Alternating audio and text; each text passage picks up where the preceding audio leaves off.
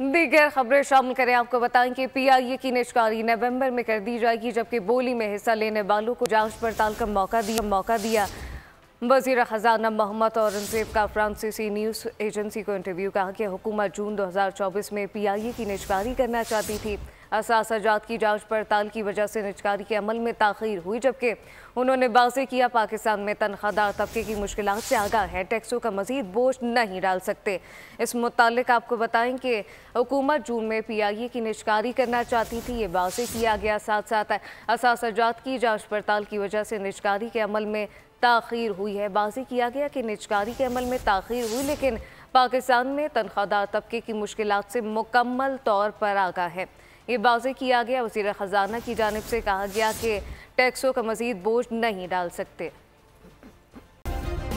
Subscribe करें और bell दबाएं ताकि कोई खबर रह न जाए।